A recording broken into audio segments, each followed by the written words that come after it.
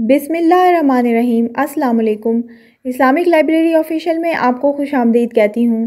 حضرت سلیمان علیہ السلام کو اللہ تعالیٰ نے علم و حکمت، فہم و فراست، ذہانت سے نوازا تھا۔ اللہ تعالیٰ نے قرآن پاک میں آپ کی اور آپ کے والد کی تعریف میں ان کے فیصلے کا ذکر فرمایا ہے۔ ارشاد باری تعالیٰ ہے، اور داؤد اور سلیمان کا حال بھی سن لو جب وہ ایک کھیتی کے مقدمے کا فیصلہ کرنے لگے جس میں کچھ لوگوں کی بکریاں رات چر گئی تھیں اور ہم ان کے فیصلے کے وقت موجود تھے، تو ہم نے فیصلے کا طریقہ سلیمان کو سمجھا دیا اور ہم نے دونوں کو حکم یعنی حکمت و نبوت اور علم بخشا تھا۔ ایک مرتبہ حضرت داؤد علیہ السلام کے دربار میں دو افراد ایک مقدمہ لے کر حاضر ہوئے۔ ان میں ایک بکری والا اور دوسرا کسان تھا۔ کسان نے دعویٰ کیا کہ اس شخص کی بکریوں نے میرے کھیت میں گھس کر اسے تباہ و برباد کر ڈالا ہے۔ حضرت داؤد علیہ السلام نے اپنے علم و تجربے کے پیش نظر فیصلہ دیا کہ کھیتی کا نقصان بکریوں کے ریوڑ کی قیمت کے برابر ہے، لہٰذا بکریوں کا پورا ریوڑ بطور تاوان مدعی کو دیا جائے۔ فریقین عدالت سے باہر نکلے تو دروازے پر نوعمر حضرت سلیمان علیہ السلام سے ملاقات ہو گئی۔ انہوں نے مقدمے کے بارے میں دریافت کیا اور فیصلہ سن کر دونوں کو لے کر والد محترم کی خدمت میں حاضر ہوئے اور گزارش کی کہ اگر اجازت ہو تو فیصلے کے متعلق اپنی رائے پیش کروں۔ اجازت ملنے پر حضرت سلیمان علیہ السلام بولے، آپ بکریاں تو کھیت والے کو دے دیں تاکہ وہ ان سے فائدہ اٹھاتا رہے، اور کھیت کی زمین بکریوں والے کو سپرد کر دیں تاکہ وہ اس میں کاشت کر کے کھیت کو اس حالت میں لے آئے جیسا بکریوں سے چرنے سے پہلے تھا، پھر کھیت واپس کسان کو دے دیں اور بکریاں بکری والے کو۔ حضرت داؤد علیہ السلام کو یہ فیصلہ بہت پسند آیا۔ رسول اللہ صلی اللہ علیہ وآلہ وسلم نے فرمایا، دو عورتوں کے پاس ایک بچہ تھا، بھیڑیے نے حملہ کیا اور ایک عورت کا بچہ لے گیا۔ بڑی نے کہا وہ تیرا بچہ لے گیا ہے، چھوٹی نے کہا وہ تیرا بچہ لے گیا ہے۔ انہوں نے حضرت داؤد علیہ السلام کی خدمت میں مقدمہ پیش کیا تو آپ نے بڑی کے حق میں فیصلہ دے دیا۔ باہر نکلی تو حضرت سلیمان علیہ السلام سے ملاقات ہو گئی۔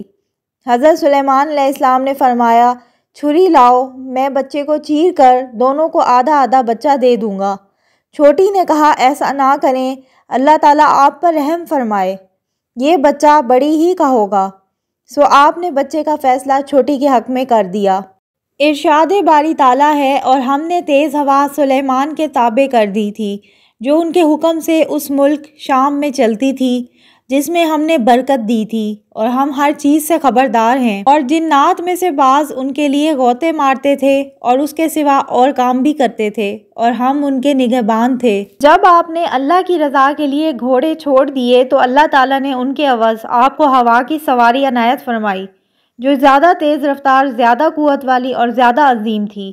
اس کو سنبھالنے اور دیکھ بھال کرنے کی مشقت اٹھانے کی بھی ضرورت نہ تھی، وہ آپ کے حکم سے جہاں آپ چاہتے نرمی سے پہنچا دیا کرتی تھی۔ سلیمان علیہ السلام کے پاس ایک قالین تھا جس میں لکڑیاں لگی ہوئی تھیں۔ آپ اس پر حسب ضرورت مکانات، خیمے، گھوڑے، اونٹ، ساز و سامان اور جن و انس وغیرہ رکھ لیتے، اور دشمنوں کے خلاف جہاد وغیرہ میں آپ اس ہوا کے ذریعے سے سفر کرتے تھے۔ آپ جہاں جانا چاہتے تھے آپ کے حکم سے ہوا اسے اڑا کر وہاں لے جاتی تھی، اور آپ جس رفتار سے سفر کرنا چاہتے تھے ہوا اسی تیزی سے چلتی تھی۔ اللہ تعالیٰ نے جنوں کو حضرت سلیمان علیہ السلام کے مطیع کر دیا تھا، وہ ان کے حکم سے ہر کام انجام دیتے تھے اور کسی حکم کی خلاف ورزی نہیں کرتے تھے۔ اگر کوئی حکم عدولی کی جرات کرتا تھا تو آپ اسے سخت سزا دیتے تھے۔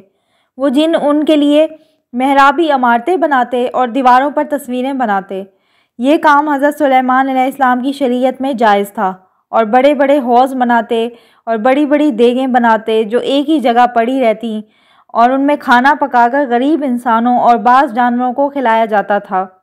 اس لیے اللہ تعالیٰ نے فرمایا، اے آل داؤد، شکر کے طور پر نیک عمل کرو، میرے بندوں میں شکر گزار بندے کم ہی ہوتے ہیں۔ اس کے بعد فرمایا، ہر عمارت بنانے والے اور غوطہ خور جن کو بھی آپ کے ماتحت کر دیا، اور دوسرے جنات کو بھی جو زنجیروں میں جکڑے رہتے، یعنی کچھ جن حضرت سلیمان علیہ السلام کی اطاعت کرتے تھے اور کچھ شیطان جن آپ کی نافرمانی کرتے تھے جنہیں زنجیروں میں جکڑ دیا جاتا تھا۔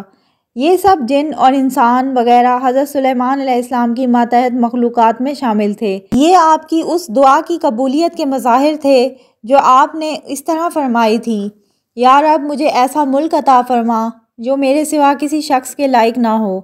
حضرت ابو ہریرہ رضی اللہ عنہ سے روایت ہے کہ رسول اللہ صلی اللہ علیہ وآلہ وسلم نے فرمایا، آج رات ایک شریر جن میرے سامنے آ گیا تاکہ میری نماز خراب کرے۔ میں نے اس پر اللہ کی توفیق سے قابو پا لیا۔ میرا جی چاہا کہ اسے مسجد کے کسی ستون سے باندھ دوں تاکہ تم سب اسے دیکھو۔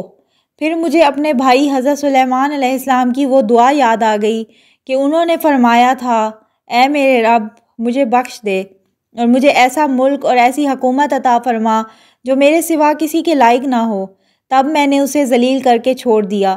ایک روایت میں آتا ہے، نبی صلی اللہ علیہ وآلہ وسلم نماز پڑھانے کے لیے کھڑے ہوئے تو ہم نے آپ کو نماز کے دوران میں یہ فرماتے سنا، میں تجھ سے اللہ کی پناہ میں آتا ہوں، میں تجھ پر اللہ کی لعنت بھیجتا ہوں۔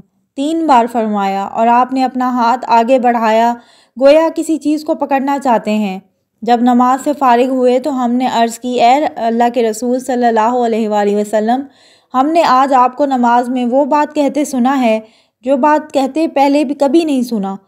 ہم نے آپ کو ہاتھ بڑھاتے دیکھا ہے، اس کی وجہ کیا ہے؟